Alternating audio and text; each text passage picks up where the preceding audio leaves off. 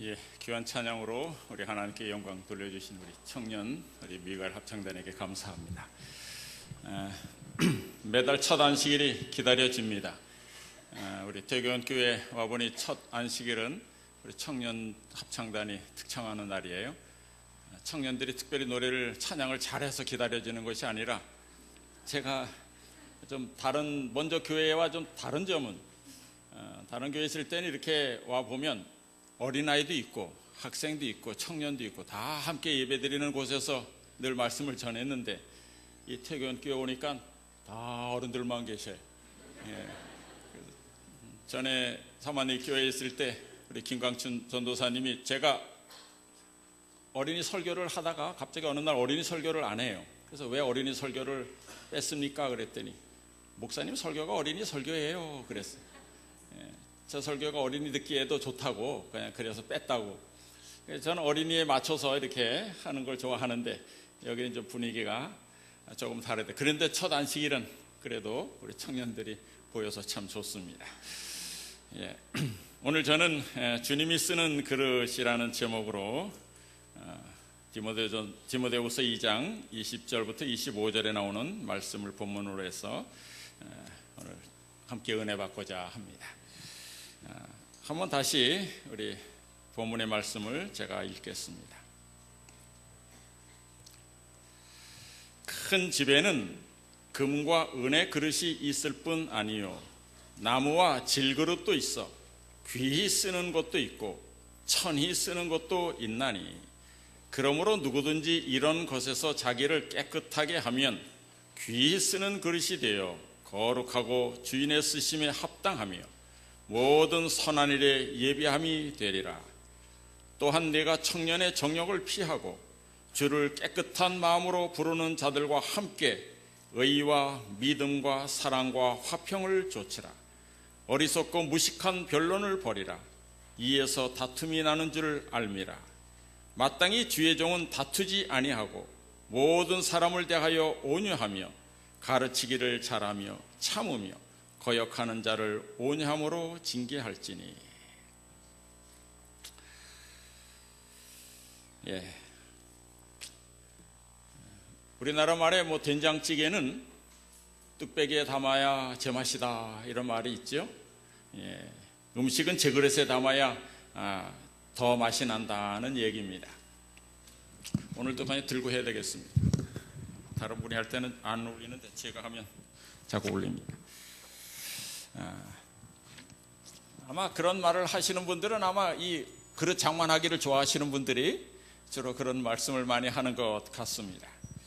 오늘의 본문은 어떤 그릇이냐도 중요하지만은 사실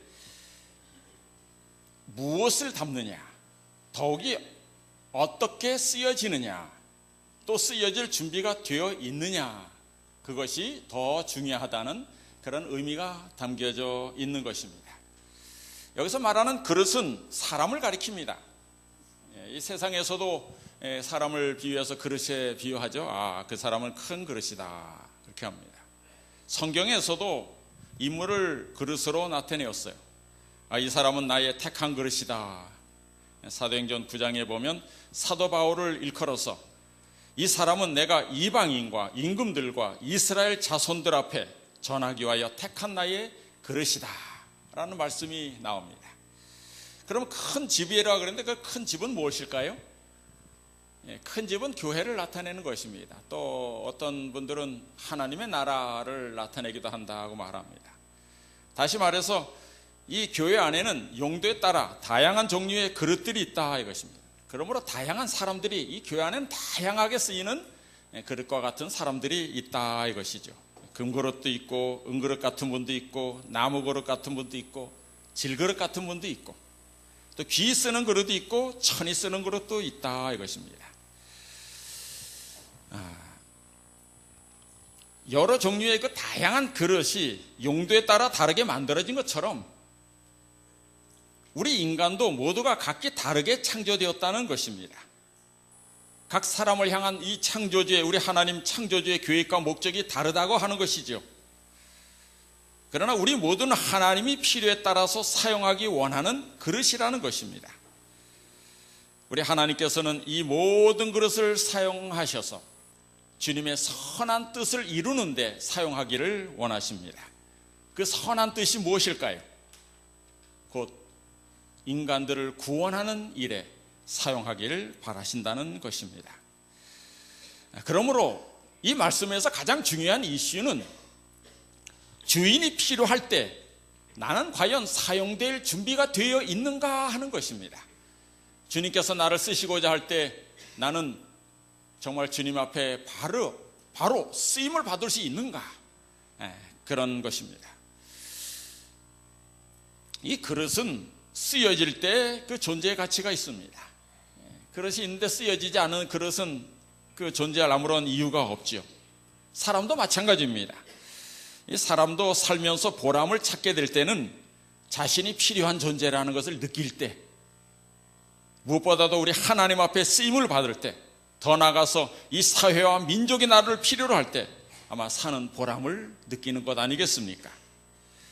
그러므로 우리 성도 여러분, 내가 지금 이 교회 안에서 쓰임을 받고 있다고 생각하시면 하나님께 감사하시게 되길 바랍니다. 왜 자꾸 나만 부려먹어? 그런 소리 하지 마시고, 내가 쓰임 받고 있구나, 내가 주님 앞에 유용한 그릇이구나 하는 생각을 가지시고, 주님 감사합니다, 주님 나를 쓰시니 정말 감사합니다, 이렇게 하시게 되길 바랍니다. 주인이 쓰시기에 합당한 그릇이 뭘까요? 참 많은 그릇들이 있습니다. 근데 주인이 정말 쓰기에 합당한 그릇이 무엇인가? 여기에 오늘 본문에 나오는 거 보면 첫 번째, 깨끗한 그릇이다 그랬어요. 자, 한번 같이 읽어보실까요? 한번 디모데후서 2장 21절 한번 한 소리를 읽겠습니다. 그러므로 누구든지 이런 것에서 자기를 깨끗하게 하면 귀히 쓰는 그릇이 되어 거룩하고 주인의 쓰심에 합당하며 모든 선한 일에 예비함이 되리라. 준비된 그릇이란 먼저 깨끗한 그릇입니다. 여러분, 이 겉과 속이 깨끗해야 이 그릇을 사용할 수가 있죠. 마찬가지로 우리 마음과 생활이 깨끗해야 주님께서 사용하실 수 있다는 것입니다. 제가 약수터를 한번 갔었습니다. 이렇게 생긴 약수터는 아니고 좀 안 좋은 약수터입니다. 근데 약수터에 가서 물을 받아 먹으려고 하는데 그 앞에 두 개의 컵이 있었습니다. 하나는 유리컵인데 이렇게 금태를 둘른 아주 꽤 고급스러운 컵이었어요. 근데 하도 사용을 안 해서 그런지 이끼가 잔뜩 꼈습니다. 근데 그 옆에 보니까 깨끗한 플라스틱 컵이 하나 있었습니다. 자, 어떤 컵에다가 제가 물을 받아 마셨을까요? 금태를 둘른 유리컵? 아니면 어떤 컵이요? 깨끗한 플라스틱 컵. 싸지만은 깨끗한 컵으로 마셨을 것이다. 아니요, 저는 옆에 있는 유리컵을 닦아가지고 깨끗하게 닦은 다음에 그물로 그것으로 마셨습니다. 다음 분들을 위해서.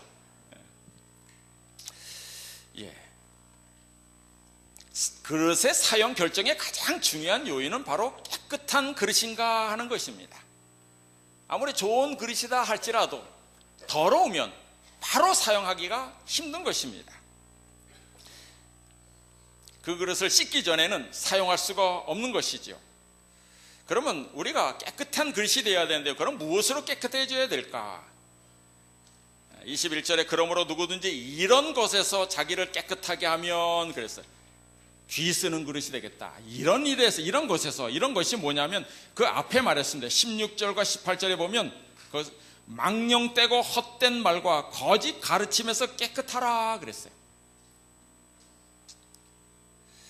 이 첫 번째로 성경에는 이 거짓된 가르침에서 깨끗한 사람이 되어야 한다고 가르치고 있습니다. 사실 매 시대마다 거짓 교리가 없었던 때가 없었죠. 우리나라도 또 우리 교회도 한때는 시기파가 있었고, 또 무슨 파가 있었습니까? 아빠파가 있었고, 또 뭐 개혁파도 있었고, 요즘 개신교회가 아주 골머리를 앓고 있는 파는 무슨 파입니까? 신천지파. 이만희 씨가 신천지파를 저기 과천에다가 세워놓고, 그 과천이 이제 새 예루살렘입니다. 왜 과천이 새 예루살렘이죠? 계시록에 보면 하늘에 가면 생명강이 흐르고, 그 다음에 푸른 물이 흐르고, 그 다음에 또 멸류관을 쓴다 그러지 않았느냐? 바로 이 앞에가 관악산이 이 멸류관을 나타내는 것이고, 청계산이 바로 생명강이다. 여기 있는 이 과천 교회가 그래서 새 예루살렘이다 이것이. 그래서 300억씩 2번이나 모금해가지고 교회를 크게 짓지 않습니까? 그런데 참 사람들이 거기 속아 넘어가는 거 보면 참 희한해요. 우리 주님은 분명히 올라가시면서 내가 다 예비하면 그냥 내려와서 너희를 그냥 공짜로 살게 하겠다 그랬는데, 새 예루살렘은 질련이 300억을 모아야 된다고 하는 거 보면 거짓 그리스도인데도 사람들이 속습니다. 어쨌든 매 시대마다 이런 거짓된 교리가 있었습니다. 이것이 우리 안에 들어오면 우리 믿음이 오염된다 이것입니다. 이런 오염 받아서 많은 사람이 얼마나 이 교회를 떠났는지 여러분 잘 알고 계시죠? 그 당시에 특별히 그 육체의 실제적인 부활을 부인하는 그 거짓된 가르침이 있었습니다. 이런 가르침에서 너희들이 유혹받지 말라는 가르침이었습니다. 두 번째는 그 뒤에 나오는 도덕적인 면에서 깨끗해야 된다고 가르치고 있는 것입니다. 19절에 불의에서 떠나야 한다. 또 22절에 보면 청년의 정욕을 피하라고 하고 있습니다. 이 깨끗하다는 것은 두 번째로 이 도덕적인 순결을 가리키는 것입니다. 이 도덕적으로 정결하려면 어떻게 해야 합니까? 아주 가장 기본적인 이성 문제와 금전 문제에 깨끗해야 하는 것입니다. 이제 13일의 선거인가요? 그날 나오기 위해서 많은 사람이 공천 받으려고 얼마나 애를 썼습니까? 근데 공천 받지 못한 사람들이 있어요. 물론 많은 이유가 있겠지만 대부분의 그 이유가 뭐냐면 아주 경력은 화려합니다. 아주 몇 선 의원이다. 그러나 그가 깨끗하지 못했어요. 경력은 화려하지만 깨끗하지 못함으로 인해서 공천에서 탈락한 것입니다. 교회 안에도 마찬가지죠. 아무리 재능이 있고 품성이 좋아도 도덕적으로 흠이 있다면 그 사람은 하나님의 사업에 쓸 수가 없는 것입니다. 우리 주위를 한번 살펴보시기 바랍니다. 정말 재능이 얼마나 좋습니까? 그런데도 하나님께서 쓰시지 않는 그릇들이 얼마나 많이 있는지 모릅니다. 늘 우리가 깨끗하기를 힘쓰는 그런 하나님의 백성이 되어야 할 줄 압니다. 오늘날 이 세상을 바라보면 정말 이 기독교가 머리를 들지 못합니다. 전에 우리 이 목사님 말씀 잘 하시는 그 용어가 있죠. 요즘 기독교가 아니라 무슨 교가 됐다고요? 개독교가 됐다. 왜 그렇습니까? 정말 바벨론이 무너지고 있어요. 큰 성 바벨론이 조그만 바벨론이 아니라 이 가족들이 아주 재산을 나누기 위해서 그 교회로 인한 큰 재산 이권 다툼으로 인해서 우리나라의 큰 교회들이 다 문제를 일으키고 있지 않습니까? 순복음 교회도 좋은 그 사랑의 교회도 삼일교회 목사도 여성 문제로 인해서 소망교회 목사도 이 재산 돈 문제로 명성교회 어떤 수석장로는 또 어떤 재산 문제로 인해서 자살까지 하고 요 옆에 있는 그 금난교회 어떤 목사님도 이 재산 문제 때문에 몇 번이나 법정에 오고 가고 오늘날 이 교회 역시 얼마나 도덕적으로 지탄을 받고 있는지 모릅니다. 정말 귀한 그릇이 되는 비결은 깨끗한 그릇이 되어야 하는 것입니다.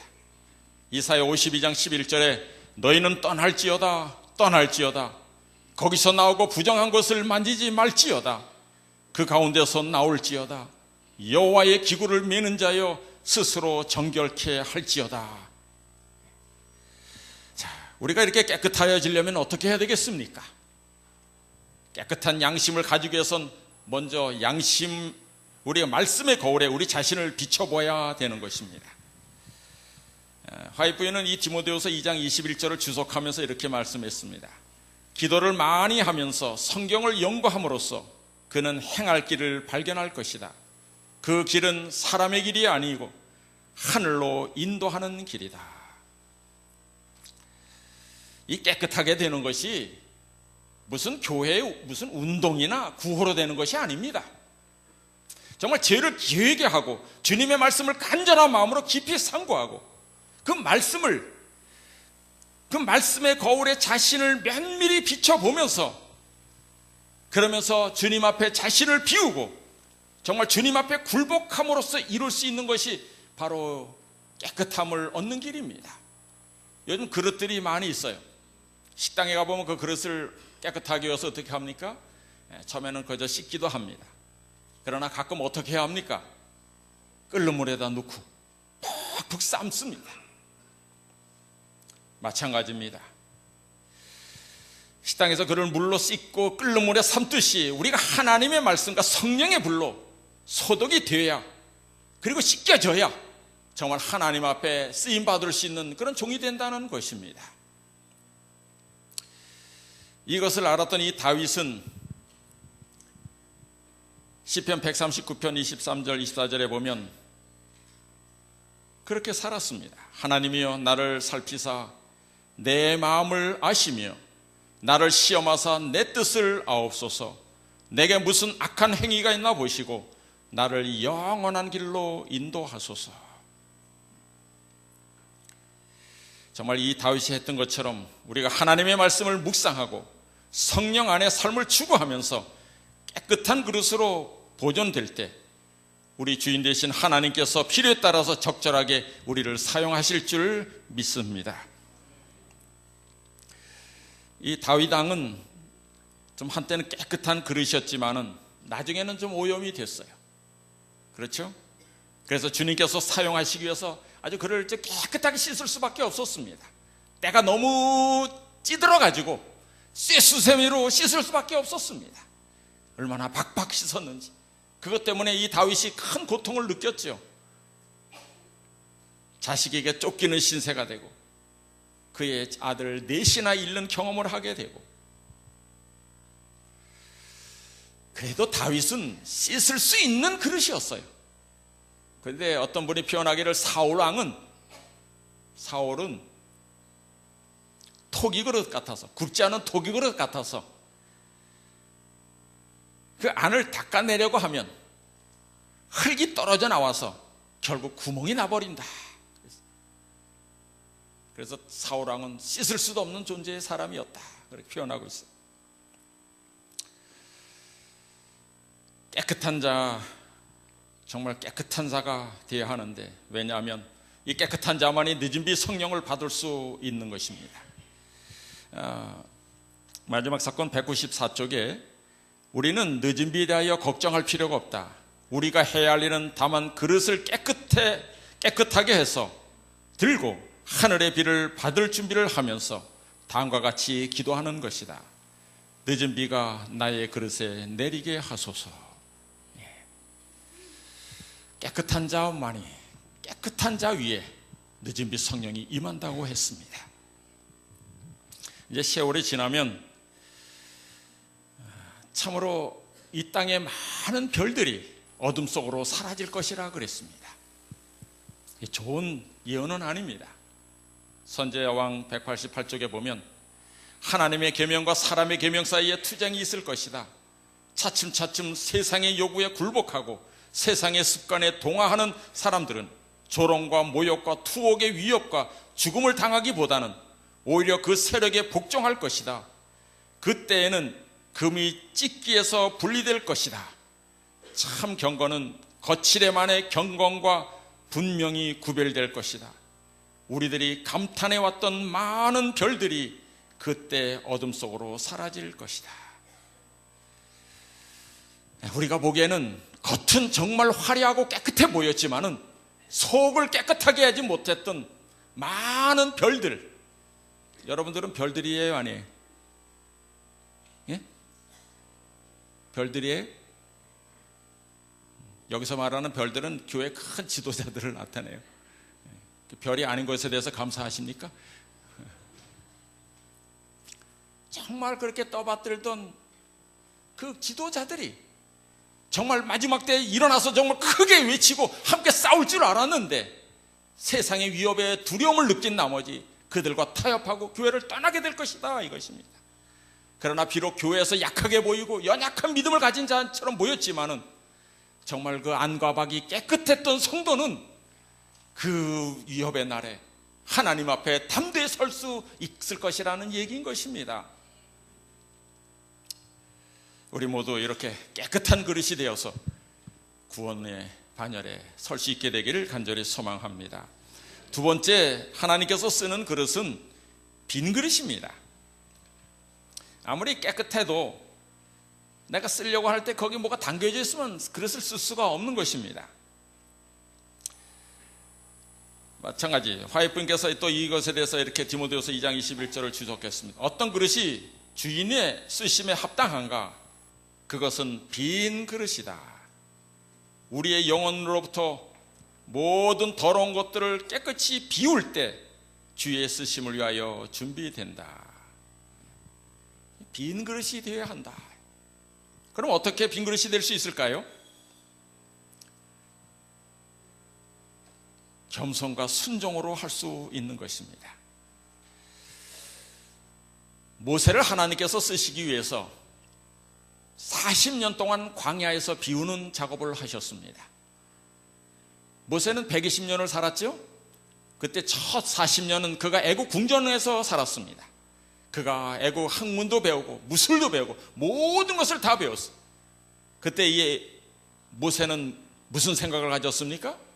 나는 모든 것을 할 수 있다. 나는 정말 모든 것을 할 수 있다. 이 나라 왕도 될 수 있고 내가 이 나라 백성도 구원할 수 있을 것이다. 그렇게 생각했어요. 그러나 하나님 보시기에 그가 준비되지 않았습니다. 그래서 그를 광야로 내몰아서 40년 동안 그의 마음속에 있던 교만한 모든 것들을 비우게 하셨습니다. 40년이 또 지난 그의 나이 80세 되었을 때 하나님 앞에 그가 섰을 때 어떤 말을 했습니까? 나는 나는 부족합니다. 나는 할 수 없는 존재입니다. 그렇게 겸손을 배웠을 때 우리 하나님께서는 그를 크게 쓰신 것을 여러분 아시죠? 사실 그 겸손의 모본은 예수님의 모본인 것입니다. 빌립보서 2장 6절, 그는 근본 하나님의 본체이시나 하나님과 동등됨을 취할 것으로 여기지 아니하시고 오히려 자기를 비어 종의 형체를 가져 사람들과 같이 되었고 사람의 모양으로 나타나셨으며 자기를 낮추시고 죽기까지 복종하셨으니 곧 십자가에 죽으심이라. 지난주에 우리 합회 특별한 배려로 우리 미국에 있는 그 앤드루스 대학의 최유청 교수를 모시고 우리 설교 세미나 특별한 강의를 좀 3일 동안 받았습니다. 우리 최유청 교수님이 또 우리 임병호 목사님 또 저 조카 되는 또 그런 분이더라고요.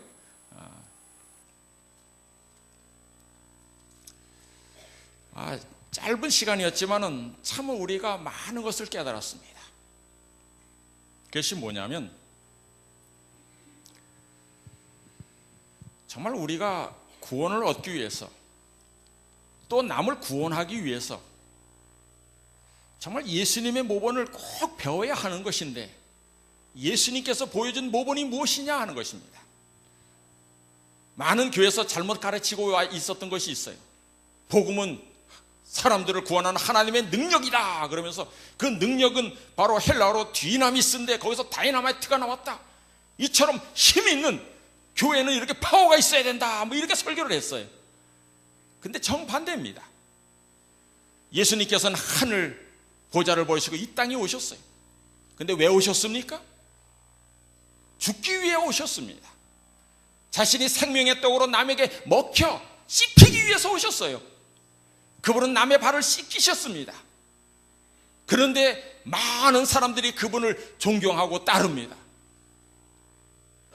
예수님이 가지신 가장 위대한 그 본질의 파워는, 그 힘은 무엇입니까? 자신을 비우는 것입니다. 어머니가 왜 존경받습니까?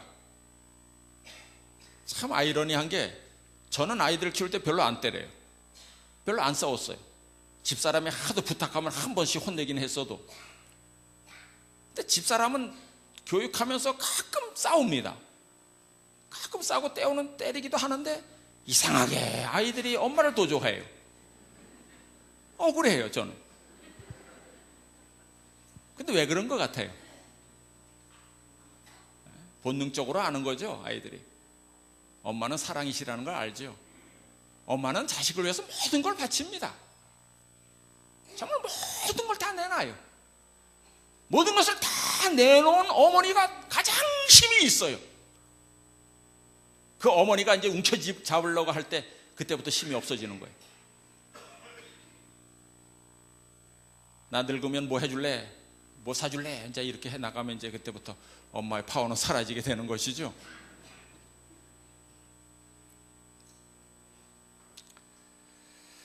우리가 기독교를 믿으면서 큰 오해가 하나 있는데, 우리는 예수님을 믿으면 꼭 축복을 받아야 하는 줄로 알았다는 것이에요.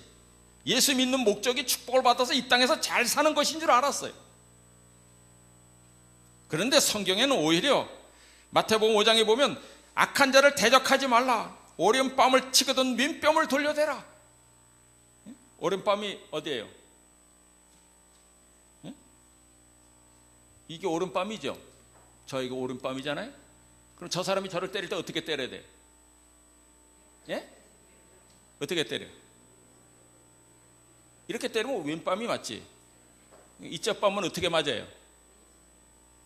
왼손으로 때려요? 아니에요. 이렇게 때리는 것입니다. 이렇게 때리는 것입니다. 다시 말해서 이건 모욕인 것입니다. 니까지 이렇게 한 대 맞는 것입니다. 그렇게 모욕을 받더라도 어떻게 하라고요?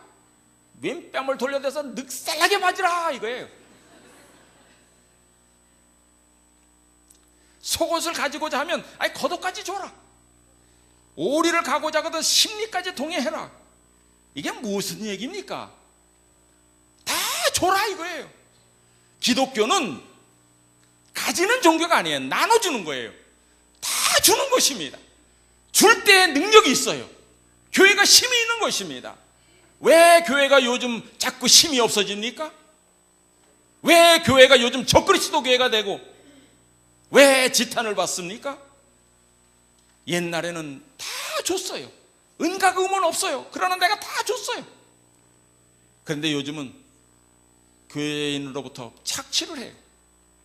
가져오라. 바쳐야 된다. 바치면 복 받는다. 옛날 저도 그런 설교 잘했어요.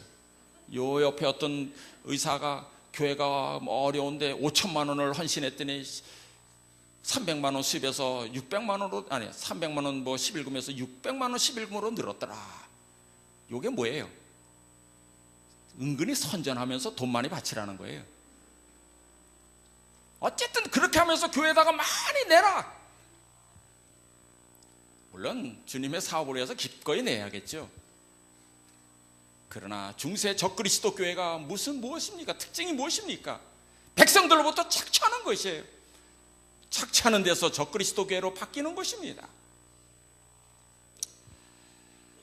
우리는 성경의 기본 정신인 베푸는 것을 베풀므로 우리가 비는 정신을 배워야 할 것입니다. 교회는 베푸는 공동체예요. 교회는 이런 십자가의 인식 체계를 계승한 공동체입니다.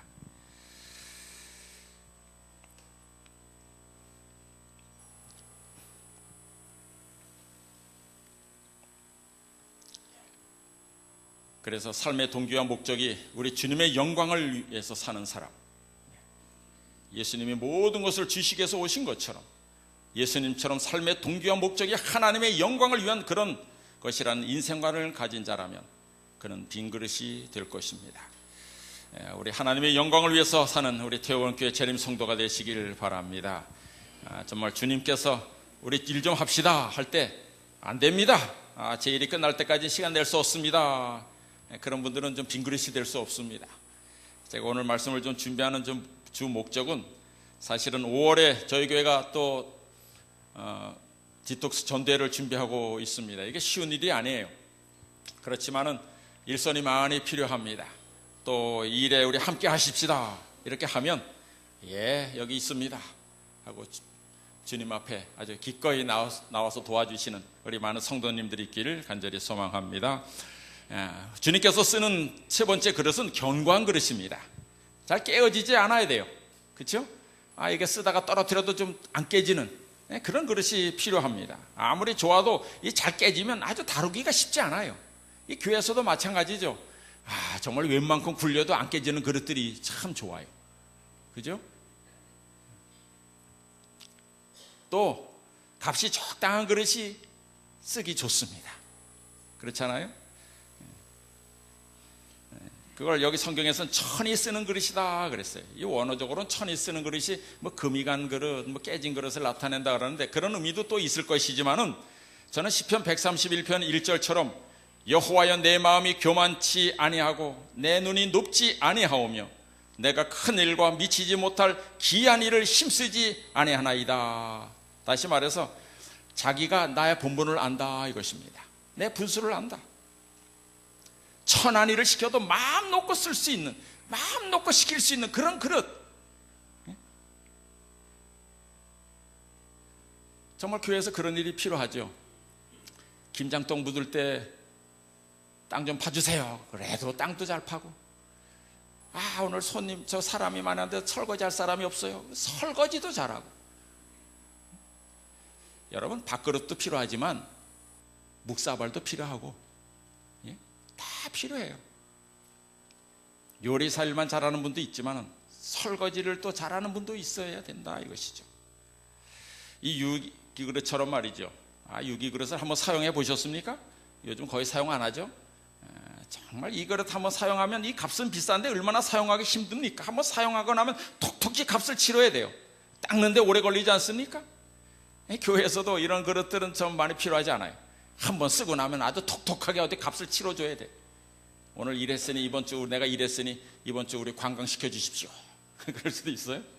물론 더러 용기도 필요하죠.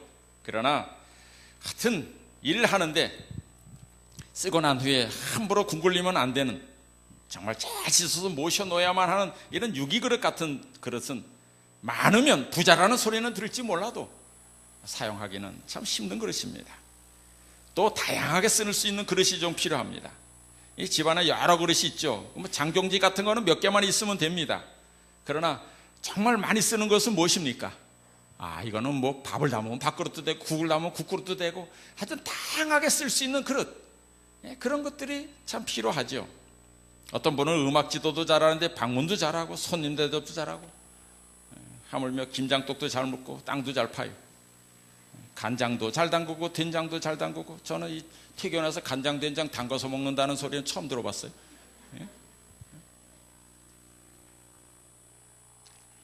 물론 남이 할 수 없는 것 한 가지를 잘 하신 분도 크게 쓰임을 받지만은, 그러나 이런 일 저런 일 주님께서 부르면 언제든지 나와서 아주 기꺼운 마음으로 하는 그런 그릇, 정말 주님께서 기쁘게 쓰시는 그릇이라고 믿습니다.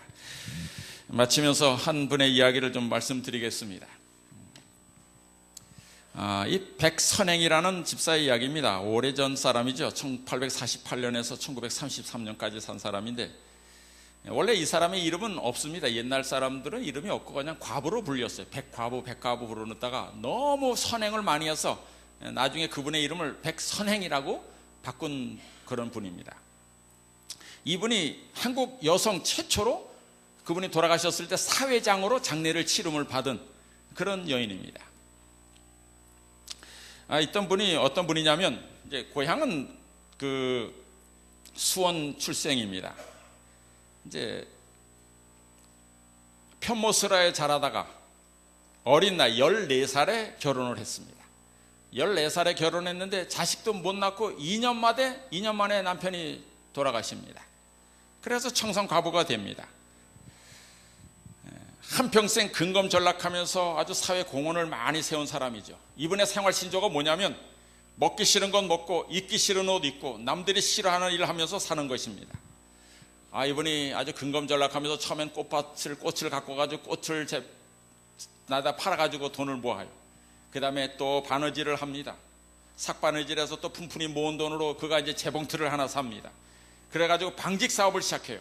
그래가지고 밤낮 일을 해가지고 아주 엄청나게 돈을 많이 벌었어요. 이 평양에서 아주 큰 부자라는 소문이 들릴 정도로 아주 큰 부자가 됩니다. 이제 돈이 좀 모이니까 그 자기 친척에게 부탁해가지고, 우리 시아버님과 자기 남편이 지금 임시로 묻혀 있는데 남의 땅에 좀 그분들을 모실 그 산을 선산을 하나 사기를 원했어요. 그래서 친척에게 부탁해가지고 산을 좀 하나 구입해 주십시오 하고 200령을 줬대요. 200냥이 그 당시 한 2억 정도 가는 땅입니다. 오늘날 말로 하면 2억 정도 가는 땅이랍니다. 그래서 땅을 구입해줘서 구입했다 그래요. 그래서 고맙습니다 해가지고 이제 이장을 하려고 산에 구경 갔어요. 산을 구경 갔더니 이건 산이 아니라 나무가 하나도 없는 바위산, 아주 불모산이 아주 그런 불모지 산을 이 사람이 매입해 준 거예요. 한마디로 부동산 사기당한 거죠. 그 산이 바로 이 평양 대동강변에 있는 만달산이라는 산입니다. 평양 출신 있으십니까? 평양 출신들은 만달산을 다 아시던데, 그분에 대한 그 글이 여기 기록된 신문 기사가 바로 앞에 나오는 사진입니다. 그런데 이분이 그렇게 부동산 사기를 당했으면서도 하나님 앞에 거기서 무릎 꿇고 감사합니다 그랬어요. 그리고 집에 돌아갔대요. 얼마 후에 이 백집사가 망했다는 소문이 평양성에 아주 자자했죠. 그 후에 이제 일본 사람들이, 그때가 일제시대 아니에요? 일본 사람들이 와가지고 이제 앞으로 다리를 놔야 되는데, 대동강도 다리를 놨고 앞으로도 다리를 쭉 놓고 하여튼 공사를 해야 되는데, 이 가까운 곳에서 석회암 지대 산을 찾았습니다. 석회암 지대 산이 있으면 멀리 저쪽 강원도까지 가지 않아도 바로 옆에서 할 수 있으니 얼마나 좋아요. 찾다 보니까 바로 이 만달산이 석회암산이라는 걸 알게 됐습니다. 그 주인이 누군가 찾아봤더니 이 백선행이라는 분이에요. 그 집사예요. 그래서 그분에게 어떤 사람을 보내가지고 내가 200냥의 산 줄 아는데 300냥 줄 테니까 파시오 그랬어요. 그랬더니 안 팝니다 그러더래요. 요 사람이 좀 더 달라는가 보다. 10배 드리겠습니다. 2000냥 드릴 테니 좀 파시오 그랬더니 안 팝니다 그러더래요.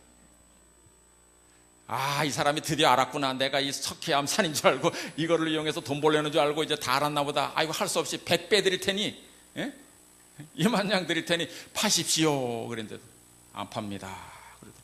왜 안 팝니까? 그래서 도지사를 보내도 안 판다 그래요. 그래서 할 수 없이 이 백선행 집사가 목사님 말은 잘 듣는다고 소문이 나서 목사를 보냈대요. 그래서 목사님이 찾아가서 물었습니다.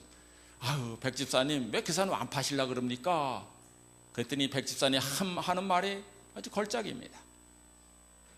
내가 그 산을, 그 불모지 같은 산을 200냥 주고 사가지고 망했다는 소리를 들었는데 어떻게 하나님의 백성이 이것을 300냥에 팔고 그야말로 100배나 더 받고 팔 수 있습니까? 말하자면 2억에 산 땅을 200억에 사겠다 이렇게 나온 것이에요. 나는 도저히 그런 짓 못합니다 그런 거예요. 그랬더니 목사님이 아니요 그게 아니고 그 산이 석회암산인데 일본 사람 오노다라는 사람이 그 산을 사가지고 그 시멘트 공장을 만들어가지고 이 도로 다리 공사하려고 그래서 필요해서 살려고 그러는 것입니다. 그랬더니 그래요? 그런 거 못 팔죠? 그랬어요. 그래서 오늘 돈을 한 200억에 팔았습니다. 그런데 여러분 아는 대로 이분이 그것을 정말 주님의 사업을 위해서 다 헌신합니다. 교회도 짓고 학교도 짓고 조만식 선생님과 함께 공회당도 짓고 기독교 회관 건물도 짓고 평양 신학교 재단도 설립하고 하여튼 그렇게 합니다. 정말 이분이야말로 마음이 청결한 사람이었어요. 어떻게 자기 혼자 손해보지 남에게 또 사기를 당하게 하느냐. 그리고 그가 또 그런 사람에게 하나님께서 축복해 주셨죠. 만약에 어떤 사람이 300냥 줄 테니 팔아라 그러면 그건 잘 됐다, 나도 속아서 샀는데 한번 속아봐라 그래가지고 팔았으면 겨우 별 얼마 못 남겼을 겁니다.